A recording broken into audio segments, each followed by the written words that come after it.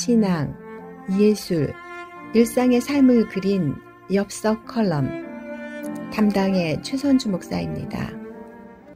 여러분 안녕하세요. 최선주입니다.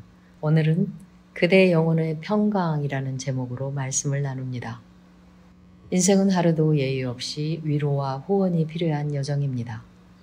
우정이나 친교가 없는 인생은 항상 겨울이다 라고 하는 말이 있듯이 예기치 못한 황망한 상황에 처했을 때 누군가 그 상황을 이해해주고 들어주며 다독여주는 일을 만난다는 것은 축복입니다. 20세기 초반에 살았던 감리교 감독 윌리엄 퀘일은 명성 있던 사람이었으나 목회와 감당해야 할 다른 책무로 걱정이 태산 같은 일상을 보내고 있었다고 합니다. 어느 날 걱정이 너무 많아서 잠을 못 자고 있을 때 하나님께서 퀘일, 너는 침대에 가서 자거라. 내가 대신 밤새 앉아 있어 주마 라고 하시는 선명한 소리를 들었다고 합니다. 그 순간 이후로 퀘일은 그의 염려를 하나님께 맡기고 놀라운 평강을 경험한다는 것이 무엇인지 알게 되었다고 기술하고 있습니다. 어떤 직업이든 장단점이 있을 것입니다. 그 가운데 목회자가 되는 것은 정녕 외로운 여정입니다.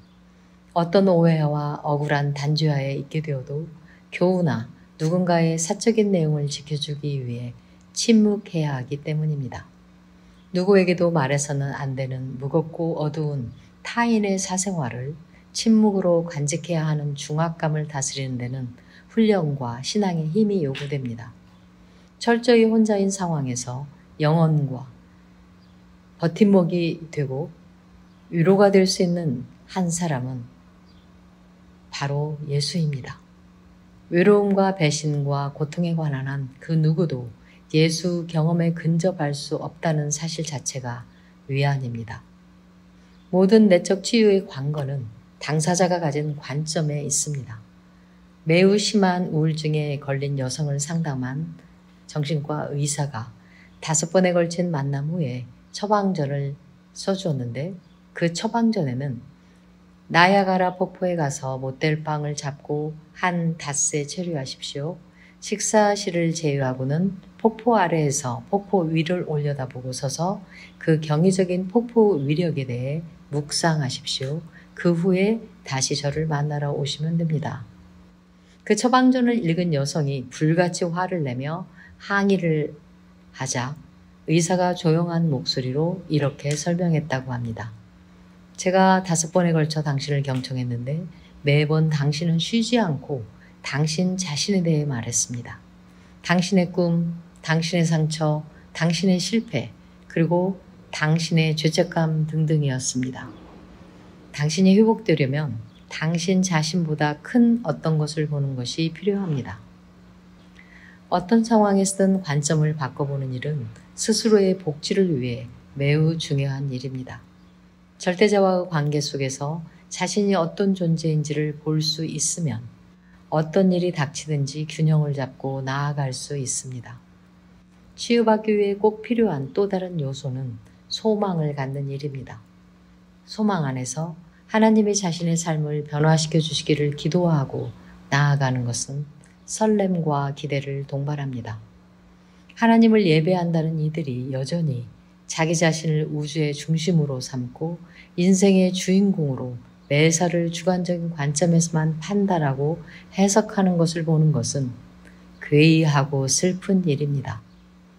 자신의 하나님이 다른 이들의 하나님도 된다는 것을, 자신의 복지만이 아니라 이 세상의 복지가 하나님의 관심사임을 한 번도 생각해 보지 않는 듯한 신앙인들은 실제로는 불가지론자의 혼동된 모습 이상은 아닙니다. 변명은 상습적인 거짓말입니다. 그 외에 비방과 압박, 절제할 수 없이 성질을 피우는 것을 목격할 때마다 섬뜩한 느낌이 드는 것은 그 자체가 모두 악에서 기인되기 때문입니다. 정신과 의사이자 상담 치유가였던 M. 스캇백 박사는 겉으로는 멀쩡해 보이나 언동이 거짓으로 가득 차고 다른 사람에 대한 존중이나 연민이 없이 자기 본위인 사람들은 상담으로는 도와줄 수 없으며 영적인 치료가 필요하다고 강조했습니다. 범사에 잘되고 건강하게 살기를 원한다면 먼저 집안을 정기적으로 청소하듯이 주로 만나고 시간을 함께 쓰는 사람들도 정리할 필요가 있습니다. 그게 누구이든 불평과 가십, 불만이 화제의 중심인 사람과는 거리를 두고 관계를 멀리하는 것이 마음을 지키는 첩경입니다. 요한 3서 2절의 말씀은 범사의 순서를 이렇게 상기시킵니다. 사랑하는 자여, 내 영혼이 잘됨 같이 내가 범사에 잘되고 강건하기를 내가 간구하노라. 영혼이 건강해야만 일상의 관계나 하는 일마다 잘 되어가므로 먼저 심신이 건강한 사람이 되는 것이 먼저라는 말씀입니다.